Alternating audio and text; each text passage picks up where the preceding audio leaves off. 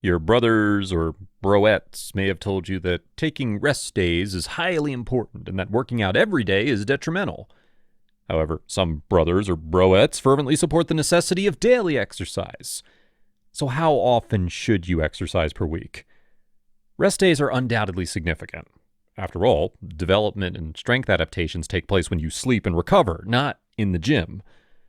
However, rest won't matter much if you're merely using a treadmill for 2 hours while using your phone to watch telenovelas. On the other hand, rest is required if you're busting your butt, but also lifting the heaviest weights possible as many times as you can per workout. The truth is that before determining how frequently you should visit the gym, you should think about your workout routine's intensity and volume, which is defined as the intensity multiplied by the number of reps and sets. The answer of how many times you should work out every week will change if you modify any one of these three variables, which will also change the other two. What exactly are you doing in the gym in the first place, you must wonder? You should undoubtedly take more breaks if you frequently engage in high-intensity failure-style training.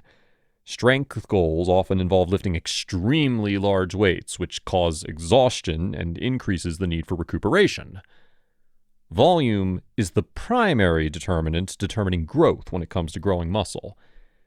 Additionally, if you're familiar with my reps and sets videos, you could believe that increasing volume will result in greater gains. Sadly, having more is not always better. Like high-intensity exercise, your tiredness levels will increase as you increase volume. If you don't get enough sleep, your body starts to overwork, which makes you tired and affects your performance.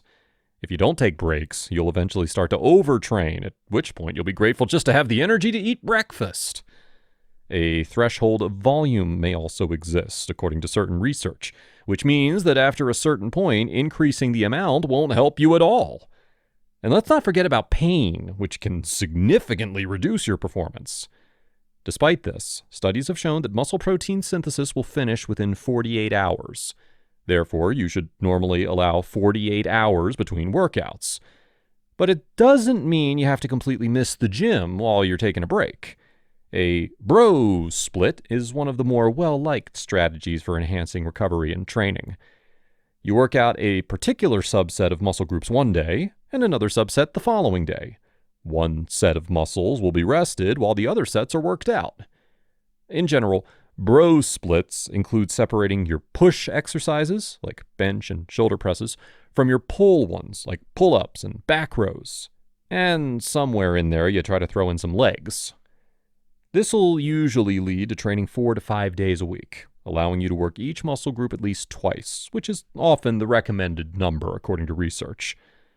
However, this does not imply that full body exercises are ineffective.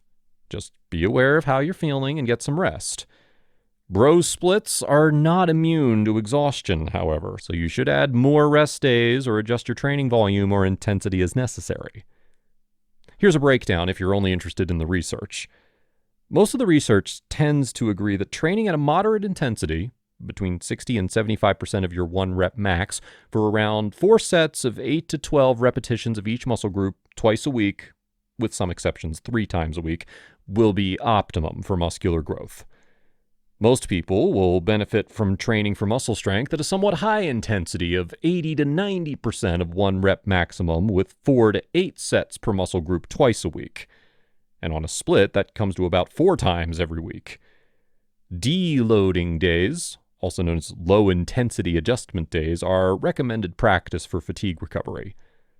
While elite athletes or long-term lifters can benefit from greater rest, beginners and intermediate lifters can get away with doing so. Therefore, training frequency varies greatly from person to person. Just how much depends. It will ultimately depend on your way of life and your personal experiments. Try different frequencies and stick with the one that produces the best outcomes for you after listening to your body. Comment below with your opinions on training frequencies.